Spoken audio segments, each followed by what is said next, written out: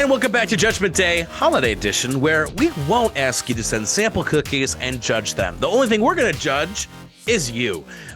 So I guess that's better than judging your cookies. I'm joined by Olivia and Anne, and once again, we're going to read from the Am I the A-Hole section on Reddit to read some holiday stories from people wondering the moral and ethical guidelines of their decision-making. So, Anne, why don't you take it away and give us the title of this next case? Am I the asshole for not downgrading the family pre-feast hike on Christmas for my son's girlfriend? Ooh. I just want to preface this too. Yeah. I'm so happy that I'm not, or that I am marrying into a family that doesn't do turkey trots on Thanksgiving morning. So It's wild. Coming from a runner. I am a runner, yeah. And I cannot even think about running on a holiday. Like, that sounds like garbage to me. To paint a picture, we've been trying to do a family mud run for like a decade and have yet to do it. Like every year we get the registration alert and we go, yeah, let's make this the year. And then crickets. I think, and like, we've probably given them like $100 over the years of like, we're going to be there. We're gonna run. Oh, you've actually paid to do it, and you've not. I feel like we've spent some money one or two of these years, and then the day comes, and instead of hiking in the mud, we are all individually in our own beds, just snoozing away. We'll do it one of these years. We're gonna do it one of these years for sure. So, ever since I can remember, our family has always gone on a hike the morning of Christmas. We did it all through my childhood. My husband's family did it. My friends' families are similar, though for some it's just a walk, or some go into the city and do an easy 5 or 10K run. Oh goodness, I would not survive these walks. Yeah. My son Porter has been dating Emily for the past 6 months. I'm happy she's going to join us. They're coming from the city about 3 hours away, so they'll be staying overnight. I've met Emily before. I think she's a great match for Porter. I know there's all that hoopla about the mother-in-law, daughter-in-law dynamic. I have no time for any of that. If Porter likes her, well, and she treats him with kindness, who am I to complain? I Skyped with them on Thanksgiving, just making plans for who's bringing what for Christmas, gifts and such. And I mentioned that she should remember to bring her hiking boots. I'm assuming this is dad, right? Sorry not to interrupt you. Like, this is probably the dad writing this? Oh, I was assuming it was the mom because she said, I don't worry about the mother-in-law, daughter-in-law dynamic. Yeah. Oh, okay. Okay. Sorry, I didn't mean to interrupt. No, you're good. I reminded her to bring her hiking boots, but also told her we'll have plenty of yak tracks if the trails are icy. What's a yak track? Is that like a snack? No, to go on to prevent you slipping. They go, it's foot gear. Oh. She was visibly, we're like, as if like we knew that. She was visibly confused. And I asked her what for. So I explained. She got quiet and asked if she had to. I said, no, of course she didn't have to, but we've always done this. And I was surprised Porter hadn't mentioned it. The next day, Porter called and explained that Emily is not in great shape and would struggle with keeping up, even on the easier trails nearby. He said that maybe we can do just a nice short family walk in the neighborhood this year so that she feels more welcome. I said, well, maybe the two of them can hang back, have a nice quiet morning before all the festivities begin, and the rest of us go for our hike. I remember being young with Porter's father and how special those early Christmas mornings always were. Plus, this will be our first time with the family, and it's going to be a lot. Porter got annoyed and said, I'm not hearing him. He said he really thinks we need to cut the hike down or make different plans. I told him in return that this is a family tradition that goes back for years, and changing it for one person isn't fair to the rest of the family. We're in a stalemate. I even said that if they hang back for the morning, I'd be happy to go on a nice walk with Emily and Porter later in the day during a quiet moment. He said, "You're not hearing me. Oh. Am I the asshole for not being willing to downgrade the hike to a little stroll around the neighborhood?" Now, I have to tell you all, I was printing these because I wanted the hard copy just in case. When I printed this one, I had to stop the printer. There were so many replies, it was 51 pages. I didn't notice that in time. I was like, no. Okay, thoughts. Olivia, go. Okay, so I have a few different ones. So I guess my first one would be, kudos to the boyfriend for sticking up to the mother for his girlfriend. Because I feel like, again, if we go back to the let me check your cookie before you bring your cookie story, Yes. that didn't really happen. So it's kind of refreshing to hear, the son, like the boyfriend, sticking up for the girlfriend. And I'm not gonna lie, I'm kind of on the son's side, to be honest. Like I feel like yeah, okay, it's a tradition, but it's still a tradition whether you're walking in a trail, whether you're walking on the road, whether you're walking 5 miles, whether you're walking 1 mile. If you're all together, that's the family part of it, right? I feel like if they really want to welcome her into the family, then they would maybe modify it a little bit this year, and then next year they can always go back to doing the same thing. I feel like, I don't know, that would be kind of me, my whole thing. But I do see the flip side of that then, it's a family tradition. You do this every year. You don't want to change it for one person.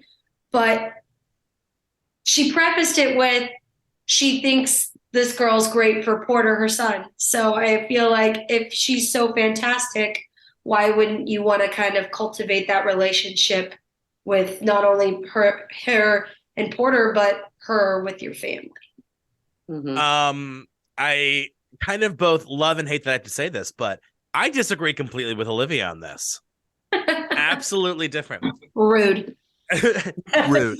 Cancel him. Cancel me. No, here's the thing. I think, like, I'm not the biggest tradition person, but I respect those who have traditions. But this is a college relationship of 6 months. Which, I think back to when my sister was dating a few different boys. If we modified a tradition for all those boys, we'd have 50 modified traditions. So it's like, at some point, right, you kind of have to, like, this is kind of what we do, blah, blah, blah, so, and also, like, I feel like they were very accommodating, hey, we could do a walk later. You guys can have a special morning together. Like, don't worry, you don't have to come on the walk. It'd be one thing if it was like, hey, you should do this walk, or like you should train for our walk. But I don't think that the family is obligated to like drop everything for the 6-month beau of the son. And it sucks. I wish that the girlfriend could do the walk, right? But I don't think her unable to do the walk means that, 40, 50 people have to adjust what to them is a very important tradition. Although I think there is a little sense to what you said too, of like, maybe this year they could modify it, go back to next year. But like, at what point does that become the standard that like, okay, they modified it last year, they'll modify it again this year, and then they'll modify it again the next year. Also, if the girlfriend can't do the walk, wouldn't she be glad? Like, oh, I'll just get to sleep in and we'll wake up and have Cheerios. Like, I think it's a good way out. Cheerios. I mean, it's a good way out. The family's like, hey, no worries. Like, just hang back. I do agree though. I'm glad that the boyfriend tried to stand up a little bit and was like, no, this is important. But I don't know, at some point, if we stop doing things because someone else can't do things, like we wouldn't do anything, I think. So, it's important to be conscientious. It's important to be adaptable. But I think this is an example of like, we could do a walk later together. You don't have to do the walk. You could stay home. Options are available. And it looks like too, I mean, that's the only event. I mean, there's other events there's going to be a whole day of events. So it's like, you can't make the one event. Well, we have 2 or 3 other events later that day. So to me, not the asshole. I think depending on where this goes, I would even argue that the girlfriend might be the asshole if she keeps trying to say they should do what I want to do and, blah, blah. So That's where I fall. And I'm curious going over to Anne, because I guess, Anne, you're going to be the tiebreaker here. Yeah. Well, so I tried to put myself in both shoes. I agree with Olivia kicking it off with, I'm glad that the son called, reached out to mom on behalf of his girlfriend. Like, that idea. I always hate not having all the voices, because the missing voices might really flip where I'm at. Did she know he was going to call his mom? You know what I mean? Like, to me, that did she ask him to call his mom? Does she not know? That might be a part of it. So from the daughter's or the girlfriend's perspective, I wouldn't want to rock the boat. I would want to be like, I hope you're not offended. I'm not joining you. By all means, you do you. Because I wouldn't want a tradition to stop because of me, because I feel like that would always linger and be there. If I couldn't join, being welcome as Porter, I think would be great, because it sounds like they're understanding that she's not joining the walk. The mom, on her perspective, I feel like on the surface, I would be like, not wanting to change my tradition. This is what I've always done since I was a kid, and my kids and my grandkids and da da da da da. But I do know if push came to shove, even if Porter didn't call me, I would maybe say, you know what, you guys go without me this year, because I'd want to welcome her, even though I feel like I'm still welcoming her if I go on my walk, because that's what I've always done. It's my behavior isn't like at you for not coming with us, like whatever. So I'm really kind of, I feel like there's a few pieces of this that I need to really side, but I do not think the way it's written that she's the asshole. But I think it's one thing too to like plan an event purposely knowing that someone can't be there. Like if it's like, okay, we have a guest coming who is in a wheelchair and we all want to go bungee jumping, or we're going to take the person with the wheelchair and it's a stairs only third floor restaurant. Yes. That makes you the asshole, right? Especially, and then following through, well, we want to go to the third floor restaurant, even though you can't go. And, this isn't, that I think is very different versus we've always done this. This is, our thing. We really love doing it. No worries if you can't. It's a walk. It's not like they're going to go and meet Madonna in the woods for a secret concert. It's not like the Electric Forest is happening and she can't go. Yeah, might pop out though. Tiesto and Diplo have a set in the forest and she can't walk that fast. I mean, I don't know. I can't. I feel like sympathetic towards the girlfriend. I just don't feel like it's that big of a deal to make it a deal. Me too, because she's not missing out on the whole day. It says pre-feast, like they walk. Now, the only thing I disagree about is I'd be walking after the feast. That's what I always did on Thanksgiving. I'd always take you guys and all the kids, and I'd be like the only adult Olivia, because I just like to walk after I eat.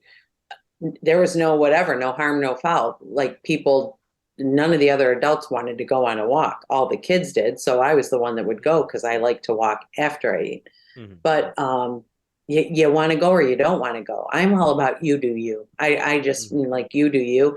I don't think in this they're trying to make the walk about the new girlfriend. I just think it's about, this is our tradition. You're welcome to join us.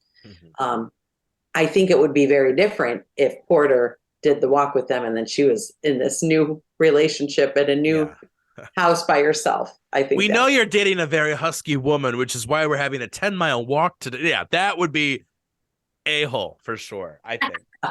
So I'm gonna go not the a-hole. Olivia, you're still that, like, you're kind of the asshole on this. Where are you at? What do you think, Olivia? I don't know. I don't know. I feel like, I don't know. I still kind of feel like the mom's kind of being an asshole. Yeah. And what about, did you land anywhere, Anne? Did you land on a fence, or are you kind of stuck in the middle? I don't think the mom's being an asshole, but if I had some of those missing voices, I may feel differently. Because don't forget, she's writing it. She's portraying it very much like she's welcomed her. No problem. You don't want to join us. You can have the house to yourself with Porter. if there's a missing piece, I would budge. So I feel like I know what the comment does section Spencer said, think? though. Olivia, What'd you say, what's Spencer think? Spence? As somebody with not a ton of holiday traditions, the few that we have you don't really change them. That's true. It is tough because you want to welcome people, but at the same time, you want to keep the existing people comfortable and excited about their holiday. Yeah, yeah. Okay, so we have two. Right. Our tiebreaker joined in for those who were unsure. Two, not the asshole. One, the asshole. One that's like, I don't think they're an asshole, but the situation's a little. So we're all over the place. I think I know what the comments said, though. But tell me what the comment section say. Listen, and there's just too many, like I told you. But I hear Porter and don't understand why he thinks his girlfriend's ability should dictate everyone else's plans. And here was like this because Porter kept saying to his mom, you're not hearing me. And she's like, I am, and it's not a big deal. Stay, like whatever. And then it's saying, Porter, do a shorter hike with her. So you guys are still doing a hike. Yeah, If they she could come and like wants circle the one- park, right? Yeah. He's like, if you're standing by her, then stand by her and just do a modified walk. I want to know why Porter didn't mention this before now to his girlfriend. In other words, the delivery of the idea of the hike came from the mom in the first place. So it was almost set up. Probably because, no offense, it's just a walk. Who's like, hey, babe, if you come over for Christmas, we're going to have this awesome walk. Like, I don't think anyone, that's not like what you sell. I don't know. I mean, to me, it sounds like he's like, come on over, like meet my family. We'll have food, It'll be a fun trip. I don't think no one's going to be sold on, let me go over to your family's house because they're doing a walk and I can't do that anywhere else. I have to go and do this walk. No, I don't know. This one reminds me a little bit. And it might get snowy and icy because I got the tracks for you too. I got the yak tracks. This one, a lot did say it's nice that it wants to accommodate her. So it's like we all agreed that he's standing up for his girlfriend. But it's saying, but man, if I could have gotten out of skipping church and not partaking in that family tradition, I would have loved that. So like. I mean, this is 2 hours. The house can be empty. They could make out and watch Netflix. I mean, I don't understand. We could Netflix and chill. Yeah, 100%. They're going to be taking such a long walk. Do you know how much things you could do in that long walk? That's the point of that comment. It's saying like she didn't want to go on the walk, so she got out of it. So it's good, like whatever. But I love this one. She's your girlfriend. This one says, my mom would have said, she's your girlfriend, honey, not mine. So you managed to support her needs and do just that and enjoy time together with her. I'm going on my walk. That's a big point for sure. Well, hey, that one was quite the walkabout, I will say. Right. Oh, no laughter on that one. Okay. Sorry, I was still reading. There were 51 pages. Sorry. The walkabout. Oh my gosh, that poor printer was like, oh, kill me now. Right. 51 pages. Right. Wow, this one was fun. I like when we disagree because it makes me think of perspective, and I enjoy that. So, another holiday edition of Judgment Day. Judgment has been passed by us, our hosts, and of course, the comment section on Reddit, 51 pages. We'll see you next time for another edition of Judgment Day. Peace out. Judgment Day is a podcast by Starvolt Studios. Judgment Day is executively produced by Matt Hribar, Logan Molnar, and Raina Beutel. For more awesome content, just go to starvoltstudios.com or on their Facebook, Instagram, or Twitter page.